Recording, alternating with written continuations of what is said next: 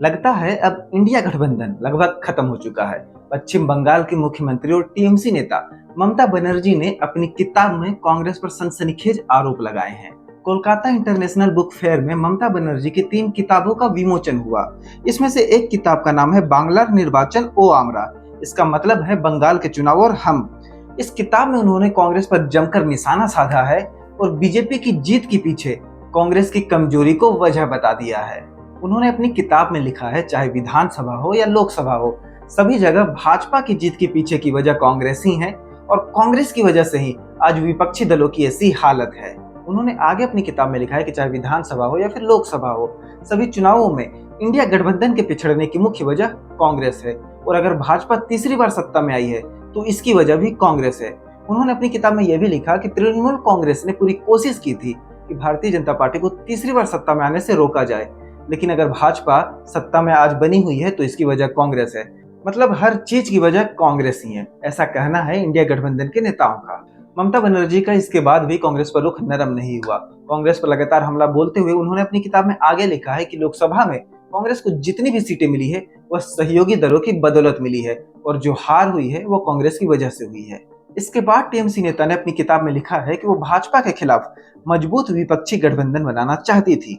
शुरुआत से ही वो कॉमन मिनिमम प्रोग्राम और कॉमन मैनिफेस्टो पर जोर दे रही थी। विपक्षी गठबंधन का नाम भी उन्होंने ही सुझाया था। इसके बाद उन्होंने अपनी किताब में दावा किया है कि इंडिया गठबंधन के चेयरमैन की कुर्सी उन्होंने ही कांग्रेस को देने की पेशकश की थी, लेकिन कांग्रेस इस जिम्मेदारी को नहीं निभा पाई और common manifesto, common minimum programme नहीं बना पाई।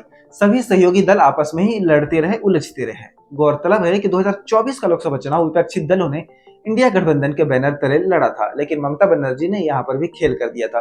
उन्होंने पश्चिम बंगाल में कांग्रेस को इग्नोर कर दिया था। पूरे देश भर में इंडिया गठबंधन तो एक साथ लड़ी, लेकिन पश्चिम बंगाल में ममता बनर्जी ने कांग्रेस को एक भी सीट नहीं दी थी, कांग्रेस के साथ गठबंधन नहीं किया था। आम आदमी पार्टी और कांग्रेस का भी यही हाल था। आम आदमी पार्टी और कांग्रेस ने गुजरात में, हरियाणा में और दिल्ली में गठबंधन तो किया था, लेकिन पंजाब में दोनों ही दल एक दूसरे के खिलाफ लोकसभा चुनाव में लड़े थे और हाल ही के दिल्ली विधानसभा चुनाव में भी कांग्रेस और आम आदमी पार्टी एक दूसरे के खिलाफ लड़ रहे हैं और एक दूसरे के खिलाफ काफी आक्रामक रूप से एक दूसरे पर भाजपा का एजेंट होने का आरोप भी लगा रहे हैं।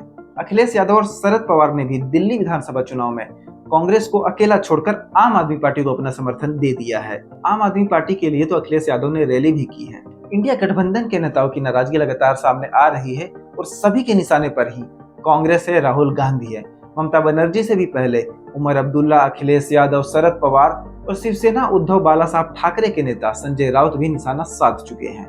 तो जिस तरीके से अभी इंडिया गठबंधन में राजनीतिक रस्साकसी चल रही है, ऐसा लगता है कि बहुत जल्द ही इंडिया गठबंधन ऑफिशियली रूप से टूट जाएगा। हालांकि अभी ये टूट ही चुका है, बिखर ही रहा है। सभी राजनीतिक दल आपस में लड़ ही रहे हैं। खासकर कांग्रेस के खिलाफ सभी राजनीतिक दल एकजुट होकर लड़ रहे हैं। तो ये रही कांग्रेस पर ममता बनर्जी की भड़ास की कहानी। लेटेस्ट खबरों के लिए, लेटेस्ट अपडेट्स के लिए वयम भारत के यूट्यूब चैनल को सब्सक्राइब कर लीजिए। धन्यवाद।